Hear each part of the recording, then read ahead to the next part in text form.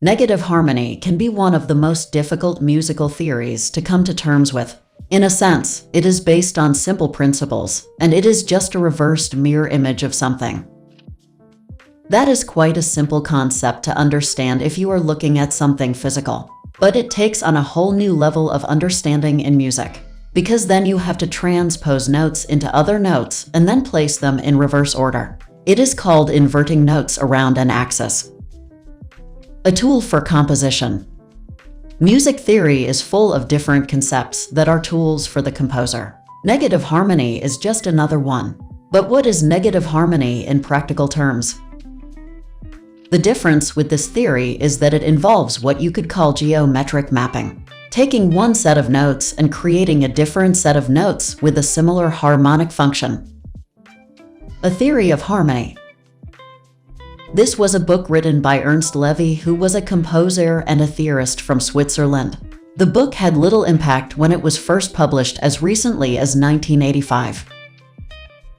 It gained its momentum when British award-winning vocalist multi-instrumentalist Jacob Collier started to make it popular. American saxophonist Steve Coleman soon followed suit, and now it has gained reasonable recognition. What does negative harmony do? It is used to create some unique melodies and chord progressions. For some composers, that will be a new box of tricks to play with. However, it is quite complex and involves making some calculations. Don't run away screaming at the thought just yet. A popular quote states that music theory is only mathematics and sound. It may or not be true, but negative harmony might be the closest you ever come to it being true. Furthermore, it is certainly worth your time to be familiar with it and even use it. It will open up your ideas in different directions. It's all about how to use harmonies differently. But before we start, let's just remind ourselves about harmony. Do we understand what harmony is?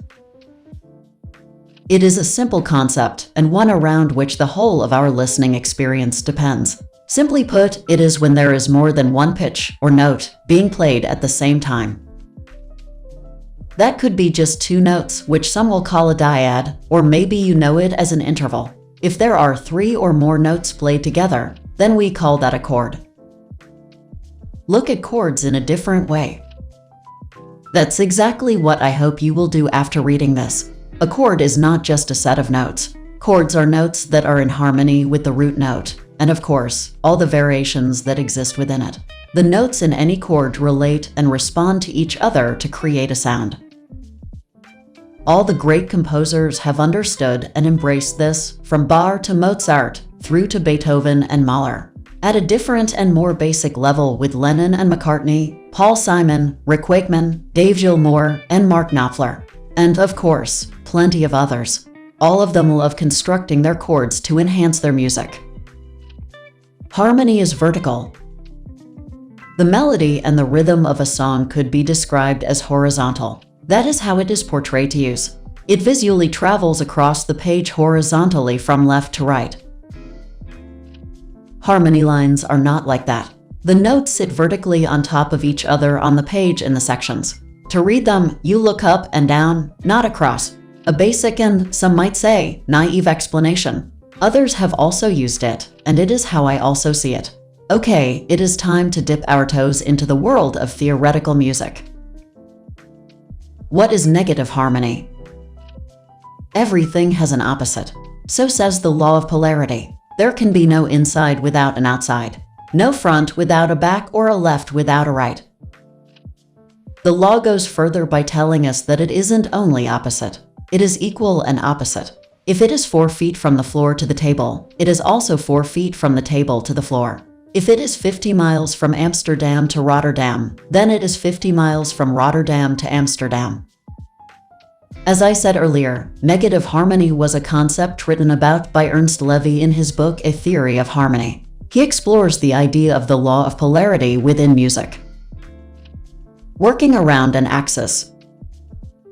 The idea of negative harmony is centralized on the inversion of notes and chords around an axis. Levy says that music has a tonal center. We might call it a key. The principle is that every note and every chord has an opposite or a negative note and chord. These negatives are obtained by inversion of the regular chords. The inversion is made around the root note, or keynote, and the fifth above it. How do we invert notes? You may well have heard of inverted chords or notes before. In standard practice, the lower note of a chord becomes the higher note. For example, in a C major chord triad, the notes are C, E, and G in a first inversion. It would place C as the higher note and would read D, G, and C in negative harmony. However, inversions are different. You could say that they are calculated. Rotation around an axis point. In negative harmony, to invert means to rotate around a specific axis point, and that rotation is calculated with consideration of the distance. You take the distance or interval between your original note and the axis point. You then move the same distance but in the opposite direction.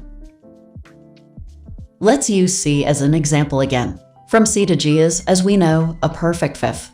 It has a distance of 7 semitones or half steps up. So to achieve our opposite or negative, we commence at C, but instead, we go down the perfect fifth, or in other words, the 7 semitones.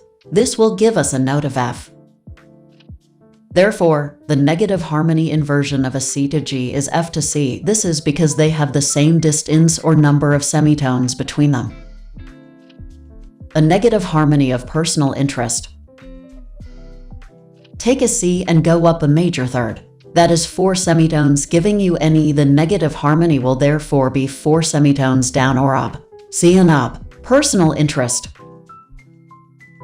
I have written a whole album, not yet released, using that negative harmony concept, a recurring theme that appears in every track. When we know how to make the inversions, we need to know what axis around which we rotate them. Working out the axis of inversion. This can be somewhat confusing, but bear with me on this part. As we have just seen, the axis of the inversion is a distance between the keynote, in our example C, and the perfect fifth, a G in the key of G. It would be G to D, and in ebb, it's ebb to B, etc. The rotation is not performed around a specific interval, but at a specific point. That point is the middle or halfway point between the key or root note and the perfect fifth. This is where it can be confusing. In between notes. The interval for a perfect fifth from the root note is 7 semitones. To find the exact middle point, you divide it by 2, giving you 3.5 semitones. Therefore, the middle point is 3.5 semitones below the high note or above the lower note. That is known as an in-between note because it doesn't exist. No note is 3.5 semitones between the root and the fifth. In our C example, the halfway point, 3.5 semitones, will be a note between E and ebb. There isn't one. To complete the inversion, you take a note that is either above or below the halfway note, and then do the same in your negative harmony note. In C, you could choose a semitone below the midpoint, that is, to ebb, rather than E. When calculating the negative harmony note, you apply the same formula, that is, to choose a note above or below one of the midpoint notes. Then do the same, above or below, to the other midpoint note. The key center.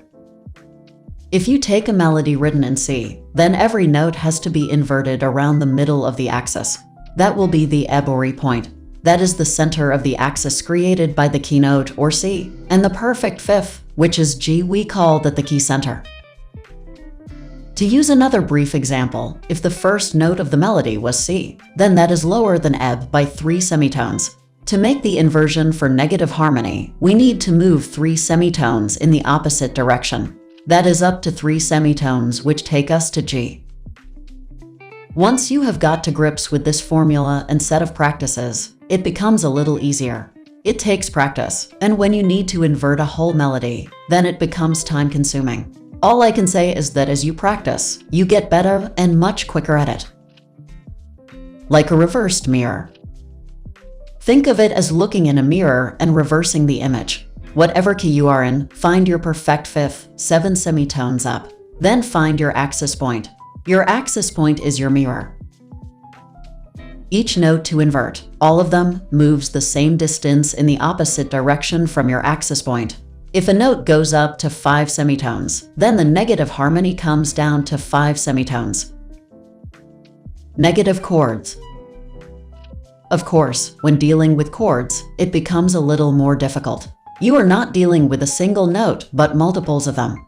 Each note has to be inverted around the axis. One way that can speed up the process is by using the circle of fifths. By using this piece of music theory, you can work out the negative inversions of complete chords. If you are not familiar with the circle of fifths, it would be a great advantage to use it. And not only for negative harmony. If it is something you would like to study, 2 options to help are other harmony, bitonal and atonal, and the circle of fifths for piano. Likewise, if you would like some further reading on Levy's analysis of harmony, the book we mentioned is A Theory of Harmony. Final thoughts. It is complex and feels like mathematics in music more than anything else. But then, a lot of music theory can feel like that at first. Practice will help you to become familiar with it, and it's something that can enhance your writing.